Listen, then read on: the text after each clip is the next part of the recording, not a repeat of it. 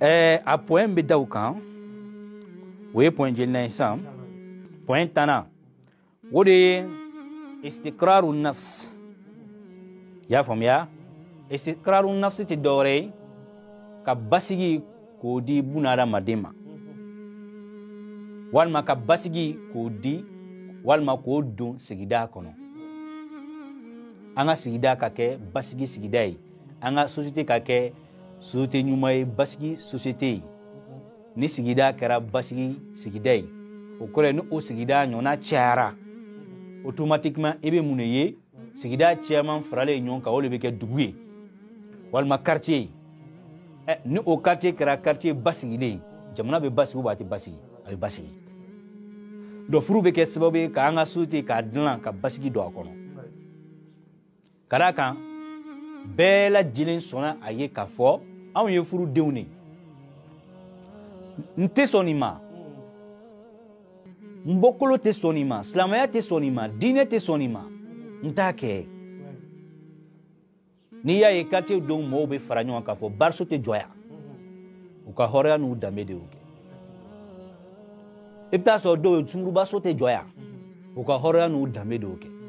sinon quartier bɛ quartier la walayi bariso jɔlen misiri yɛrɛ de kɛrɛfɛ i bɛ tɛmɛ bariso la ka don misiri kɔnɔ Allahu akbar olu bɛ yen ka d'a kan sigida tiɲɛna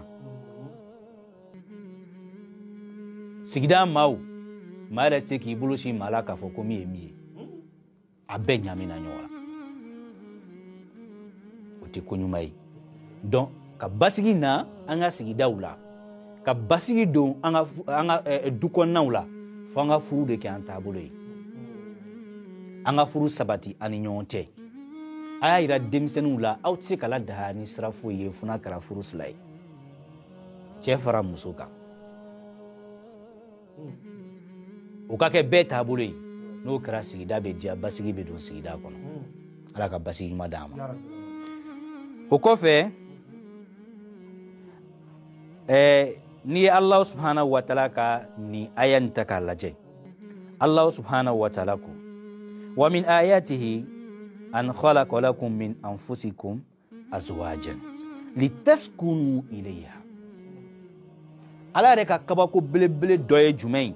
o de ye ale Alahu subhanahu wa taala ka furumuso ɲumanw k'olu dilan k'o di an ma o ye kabako de ye dɛ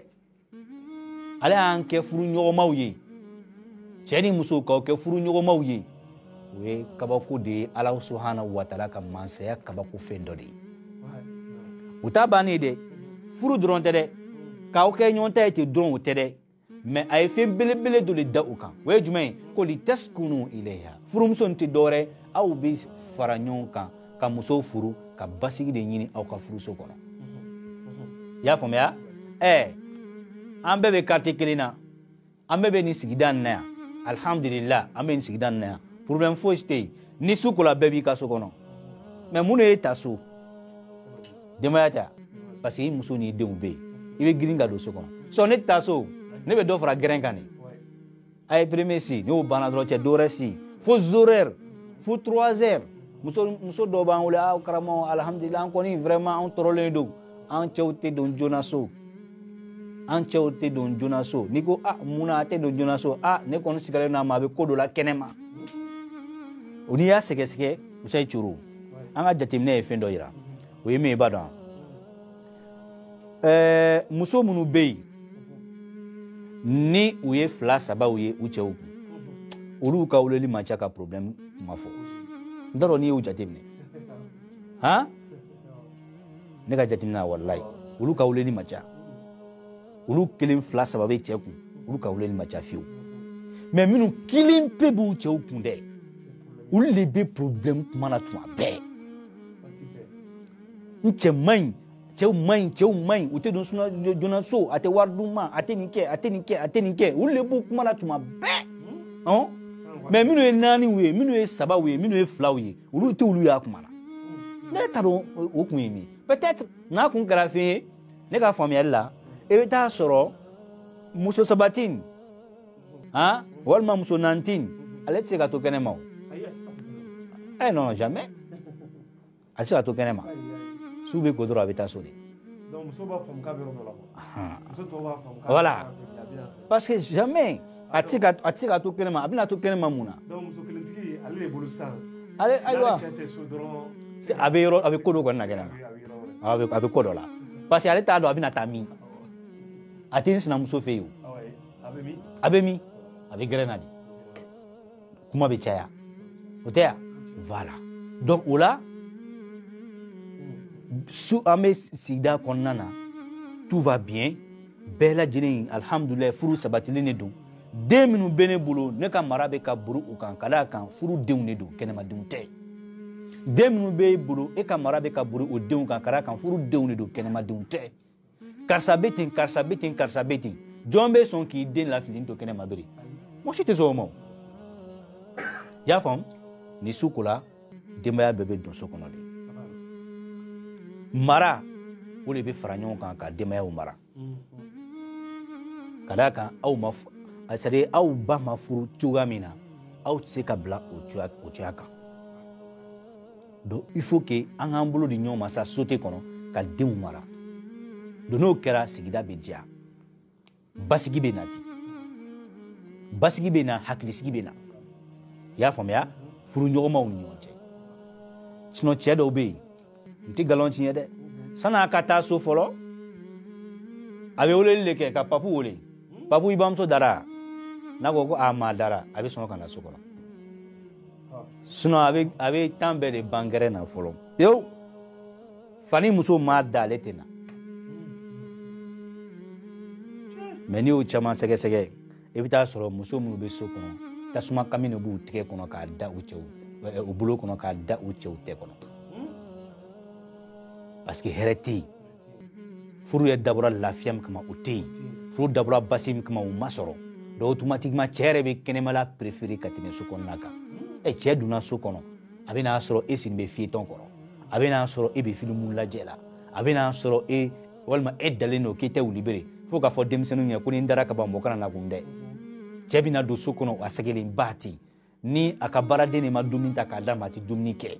Ni barade ne ma jibo kata akatiku atini ko odon. Hein? Finu be kuyu non dalembe. Furu ye dawra basi mi kuma basi be mi. Ti. Allah subhanahu wa ta'ala ko kaye an ladda nyoye furu nyoya konnana sa che kase ka basi soro muso yoro muso fenen ka basi soro che yoro. Ala kan be sabama. Donc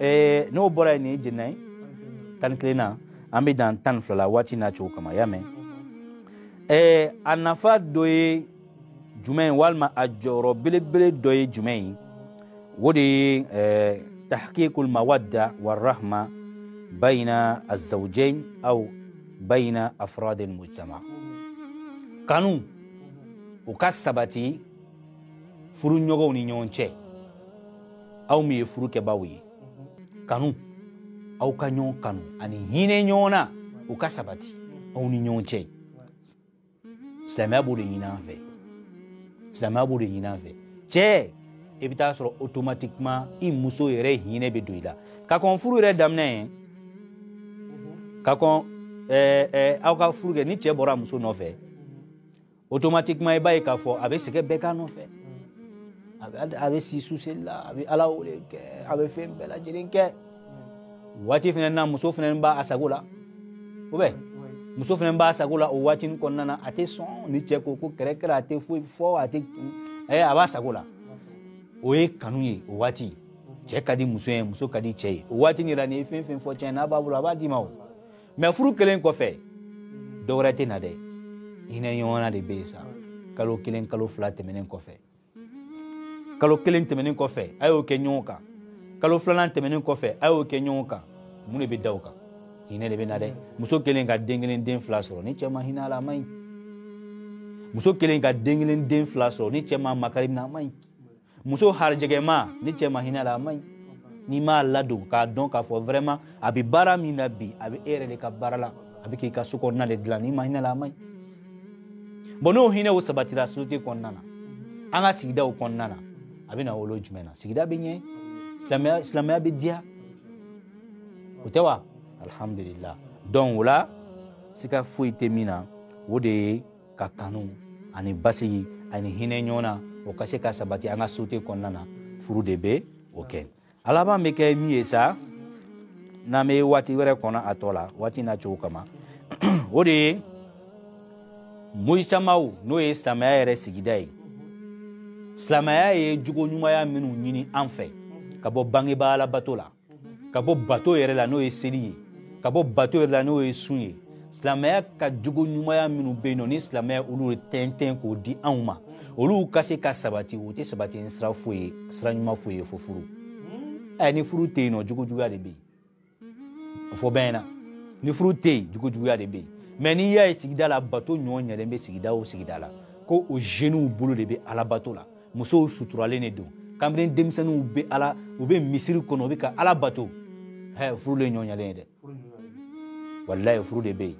da la k'a fɔ nin sigida nin ye danbe sigida ye da la k'a fɔ nin sigida nin ye ala ko sigida le ye da la k'a fɔ nin sigida nin ye ala ka sigida le ye ɲɛ jumɛn kan ka d'a kan n'i y'a ye ninnu u ɲɛsin ala bato ma o ye sitana ta de bila u y'u bolo kɛ ala ta de la o sipasement belebele jumɛn o de furu ye o furu de ɲɔgɔn ɲalen ye o mais ni jogo juguya barika bonyana don o bɛ ɲɛ sɔrɔ o tɛ ɲɛ sɔrɔ tuguni donc tiɲɛ de barika bɛ bonya sitana fanga bɛ bonya an b'an ɲɛsin jumɛn ma o ye jogo juguyaw ye ka ala ta to yen i m'a faamuya ni jɛnɛya ɲɔgɔn ɲɛla quartier kɔnɔ bɛɛ lajɛlen jeune plupart bɛɛ lajɛlen bɛ jɛnɛya la a musomaninw b'a la cɛ denmisɛnninw b'a la n'u kɔgɔra kosɛbɛ u ka baara kɔ o tɛ maloya n'a ye tuguni mɔgɔ tɛ maloya tuguni gɛrɛ na i bɛ taa musomaninw de sen sɔrɔ cɛ denmisɛnninw sen kan quartier dɔw bɛ yen nɔ i bɛ taa sɔrɔ hali cɛmisɛnnin tɛ maloya k'i bolo da a musomanin dɔ kama ka bijou d'a ma a fa n'a ba ɲɛkɔrɔ u bɛ si ɲɔgɔn sen kan ba ni fa ɲɛkɔrɔ foyi t'a la ka d'a kan u bolo kojugu kɛra ɲuman ye u tɛ maloya n'a ye tuguni olu bɛ miiri ala ko la olu bɛ miiri kan ka taa misiri la olu bɛ miiri kan ka sun don olu bɛ miiri kan ka ala bato mais jamais u t'a ye tuguni donc f'an ka an jija an ka société ka kɛ ala ta ye ala ka a nɔgɔya an bɛɛ lajɛlen ye inshallah taala